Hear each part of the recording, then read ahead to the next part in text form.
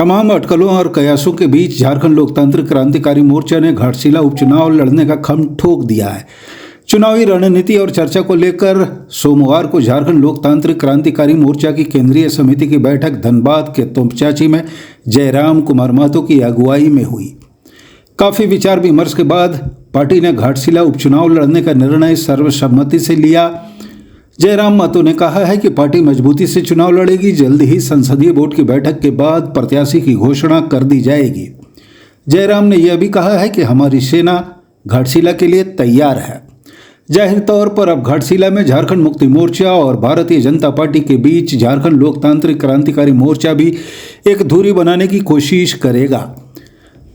2024 के विधानसभा चुनाव में झारखंड लोकतांत्रिक क्रांतिकारी मोर्चा के उम्मीदवार ने 8000 वोट लाकर यहां तीसरा स्थान हासिल किया था। झारखंड लोकतांत्रिक क्रांतिकारी मोर्चा के लिए यह पहला विधानसभा चुनाव था, जबकि चुनाव जीते झारखंड मुक्ति मोर्चा के रामदास सोरेन ने 98,000 वोट हासिल किए थे।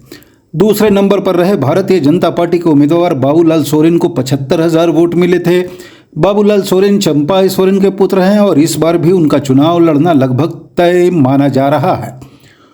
उधर झारखंड मुक्ति मोर्चा से रामदास सोरेन के पुत्र सोमेश चंद्र सोरेन चुनाव लड़ने की तैयारी में जुटे हैं। इस बीच राजनीतिक गलियारे में गाहे बगाहे इसकी भी चर्चा होती रही है कि उम्मीदवार को लेकर झारखंड मुक्ति मोर्चा के सबसे बड़े दारोमदार पार्टी के अध्यक्ष हेमंत सोरेन कोई और निर्णय ले सकते हैं, लेकिन उम्मीदवार जो भी होगा यह तय है कि वह रामदास सोरेन के परिवार से ही होगा।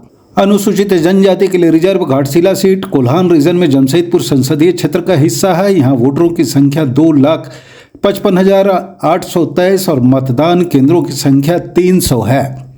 चुनाव की घोषणा के साथ ही आदर्श आचार संहिता लागू कर दी गई है। सत्तारूढ़ झारखंड मुक्ति मोर्चा के विधायक, झारखंड आंदोलनकारी और हेमंत सोरेन सरकार में शिक्षा मंत्री रहे। रामदास सोरेन के निधन से यह सीट खाली हुई है। नामांकन दाखिल करने की आखिरी तारीख 20 अक्टूबर है।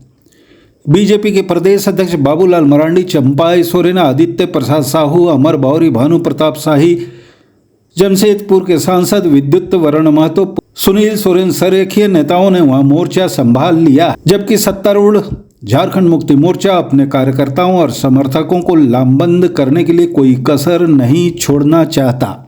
गौरतलब है कि पिछले 20 सितंबर को कुर्मी समाज ने झारखंड में आदिवासी की सूची में शामिल करने की मांग को लेकर रेल टेका डहर छेका आंदोलन किया था। इस आंदोलन के तहत झारखंड के अलग अलग हिस्सों में कई ट्रेनों को रोक दी गई थी। रेल पटरियों पर उतर के कुर्मी समाज के लोगों ने बड़े पैमाने पर धरना प्रदर्शन किया था।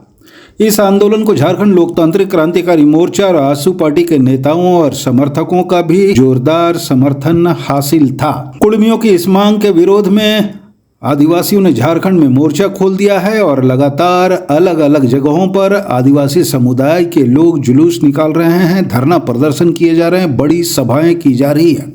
अलबत्ता कोल्हान में ही कम से कम आधे दर्जन जगहों पर आदिवासी समुदाय के लोगों ने जुलूस निकाला है और प्रदर्शन किया है, बड़ी सभाएं की है तथा कुर्मियों की मांग की विरोध करते रहे हैं।